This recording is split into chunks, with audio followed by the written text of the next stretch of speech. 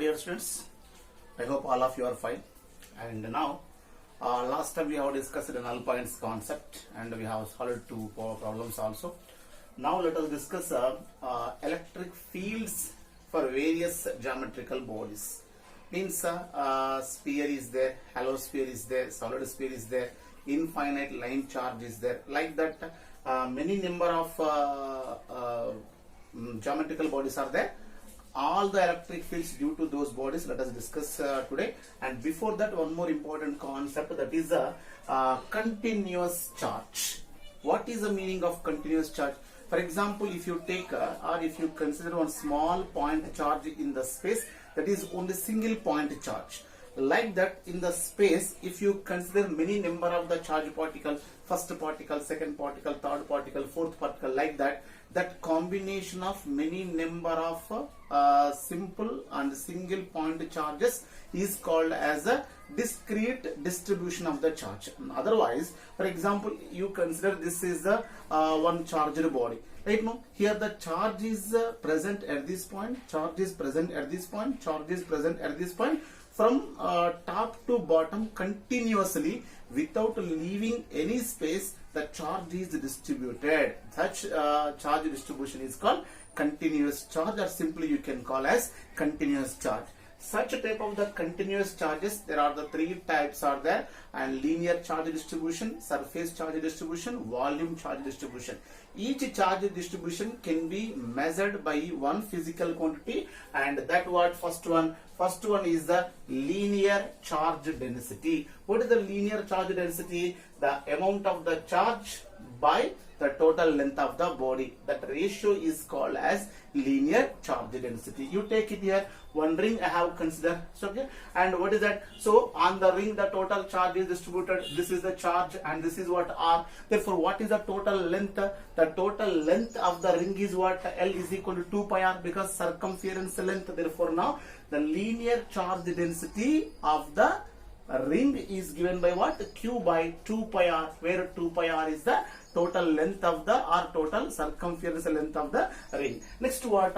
Surface charge density. What is the meaning of surface charge density? It is the amount of the charge per unit area. Here what? Charge per unit length is called as linear charge density, and charge per unit area is called as a surface charge density, are also called areal charge density. What is that? So sigma is equal to amount of the charge by area, and its unit what? Coulomb per meter square, and its unit is what? Coulomb per meter. So coulomb belongs to charge, meter belongs to length, therefore like that. And similarly, what is that for this surface charge density? What is the example? Example I have given, hollow sphere. What is the meaning of hollow sphere? That is a sphere which is vacuum inside. Therefore, now here on the sphere, the charge distributes only on the surface. There is no charge distribution inside, because there is no matter. When there is no matter, there is no charge existence. Therefore, now here what according to definition, surface charge density is equal to charge by area,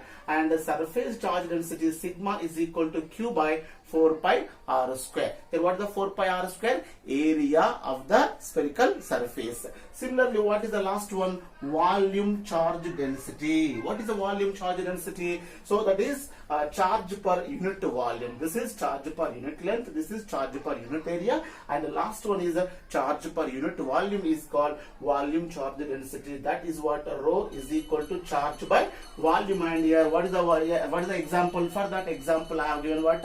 One solid sphere. What is the difference between the hollow sphere and solid sphere? Inside the hollow sphere there is no matter existed, but inside the solid sphere compulsory there existence of some mass. That's why here what is that? Rho is equal to amount of the charge by volume of the sphere. What is the volume of the sphere? 4 by 3 pi R cube. What is the R here? In this case, and in this case, R is radius of such a type of the body. Therefore, this is the small concept about what? Continuous charge distribution in different cases. What is that? Linear charge density, surface charge density, and volume charge density.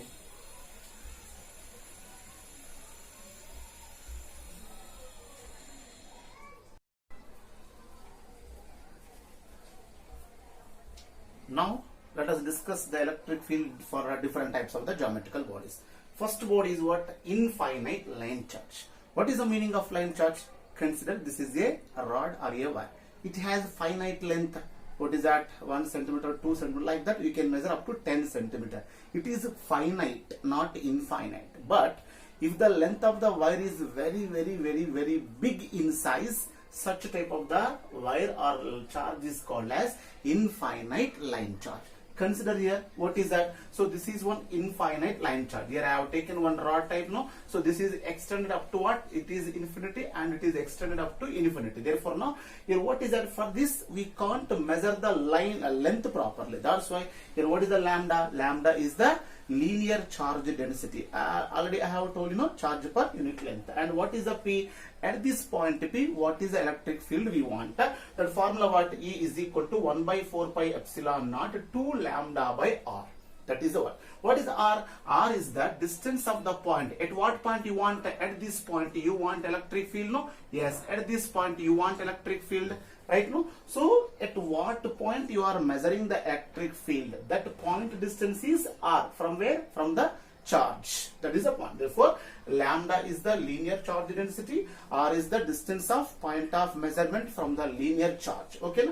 And direction, already I told you, know. So if the charge is positive on this linear charge, there may be positive or there may be negative charge, no problem. But if it is positive charge, the electric field is always away from the body. That is for positive charge. And if it is a negative charge, therefore from this point the direction of electric field is towards the point. That is a very important. This is the formula for infinite line charge. Next, consider what? So spherical shell. What is the meaning of the spherical shell? Hollow sphere. Spherical shell, hollow sphere, both are the same. And in this case, there are the three important points are there. You can measure the field outside, you can measure the field inside, you can measure the field on the surface. First of all, let's go for point inside including the center. You see this word? So for point including a center also means what? So this is one spherical shell or hollow sphere. So now this is the center C. Right now, so what is that? All points inside. So that is what? At point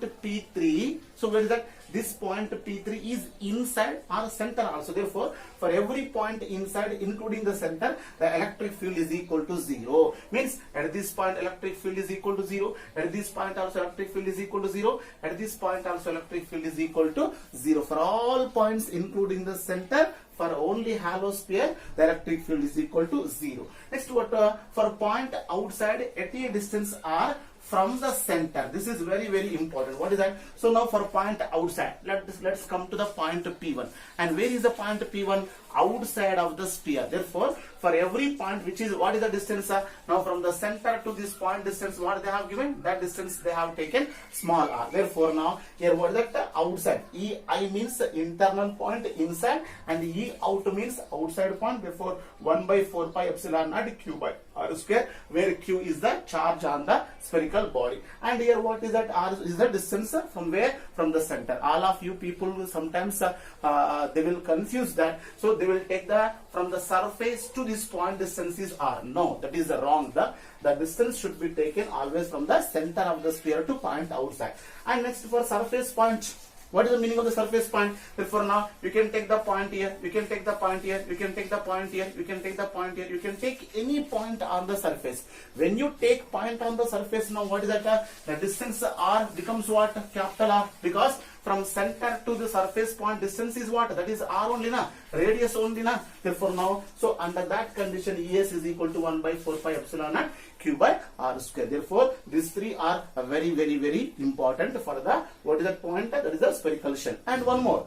In this case, sometimes they will give the surface charge density also. What is the surface charge density? Surface charge density sigma is equal to amount of the charge by area 4 pi r square. Therefore, now what is that? Sigma is equal to Q by 4 pi r square. Instead of giving the charge on the spherical body, sometimes to confuse you, they will give the, what is that? Surface charge density. Therefore, this Q we should replace with the sigma. Then what will you get now? Q is equal to, you can get a 4 pi r square into sigma. Therefore now in all this formula, in this formula or in this formula, just you substitute this value, you can get the values in terms of the what is that surface charge density. All this let us discuss while solving the problem. One more important point is what the graph. What is that? So the graph between electric field and distance. For this case they will ask. Therefore now how it looks like that. Now the graph is looking like that. Now you see, for example, now I am taking that. Now now here this is what I am taking, that electric field I am taking, and so now this is I am taking what that is the r distance. Now so here you see, when you start from the center to the surface, up to the surface there is no electric field. Electric field is equal to 0. That's why what is that? So here 1 meter, 2 meter, therefore this point belongs to what? Small r is equal to capital R. So now at this point what is that? Electric field is maximum. Where it is? Now electric field is here. Therefore afterwards the electric field goes like that, because so here electric field does not depend upon the distance, and here the electric field is what? Electric field is inversely proportional to square of the distance. Therefore now for this I have, this is the graph belongs to, and what is that? So this is the maximum. What is that? So this electric field is, that is nothing but the surface point. Therefore now the graph is like this. This is the graph drawn between the electric field and what is that? So distance like that. And here also you can try, what is that? Here the electric field is what? Here 2 constant, lambda constant. This is also constant. Therefore now what? E is directly proportional, sorry, inversely proportional to distance of measuring point. So lot of different. Therefore here what you will get? Same here also you will get the curve like this. Therefore the curve will belongs to like this only. But it is a for this one steeping is more, for that it is a less steep for that. Therefore now these are the graphs for that, these two line charge and spherical shape.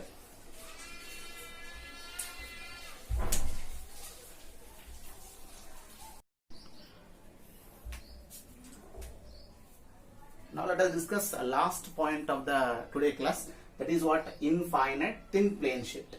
What is the meaning of plane sheet? This board is the example for plane sheet, but it is not infinite. Why? Because you can measure the length and you can measure the width of the board. This combination is what? Area. If the surface area of a given plane sheet is very large, such a type of the plane sheet is called what? Infinite plane sheet. Here I have taken one example for that. So this is infinite plane sheet. For the infinite plane sheet we can't measure the area. That's why I have taken charge density, not a charge. Okay. And what is that? So here R is what? Distance of the point of measurement. At what point you want? At the point P you want the electric field. Therefore from the center to point P, the distance what I have taken R. Under that condition the electric field formula what? E is equal to sigma by 2 epsilon naught. This is the formula for. And similarly what?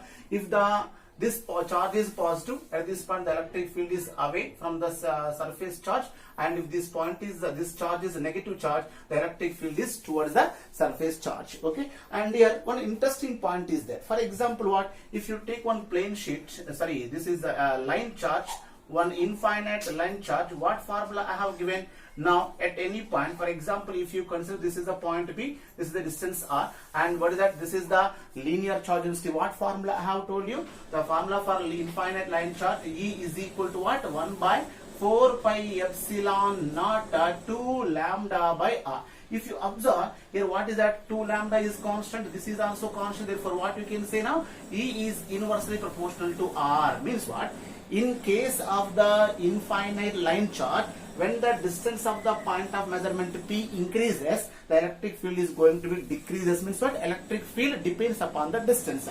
But you come to this point, when you come to this point, the electric field due to a infinite plane sheet does not depend upon the distance, because R is not present in this formula. That's why. So now if the electric field depends upon the distance, that is called non-uniform electric field. And if the electric field is does not depend upon the distance, that can be considered as what? That is the uniform electric field. Therefore now here the best example, if anybody will ask you, and this is important for the theory point of view also, give one example for a uniform electric field. That is what? That is the infinite plane sheet. Okay, that is the answer for that question. Therefore an infinite plane sheet always produces the uniform electric field. Means what? At the point P, at this point, at that point, at this point, at each and every point, the electric field is constant. Means what? How much electric field you got at the first point P1, same electric field you can get the second point P2 also. Therefore, at this point P1, at this point P2,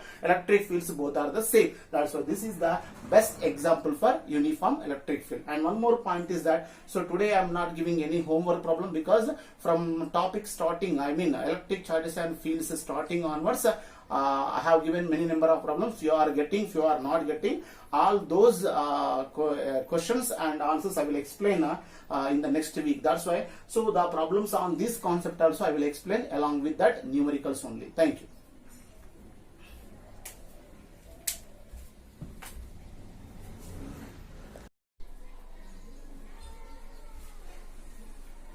Now the third geometrical body, that is what? Solid sphere. Let us discuss about the solid sphere. So now here also how many points are there? Total 4 points are there. Okay.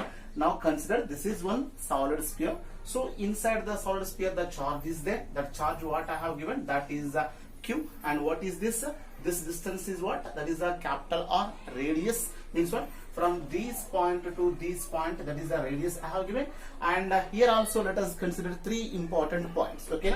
First point, what? For point outside, E naught is equal to 1 by 4 pi epsilon naught Q by R square. Means what? From the center you consider one point here. That point is what? That point is P. Therefore from center to this point distance is what? R. And for that, what is that? 1 by 4 pi epsilon naught Q by R square. Simple formula.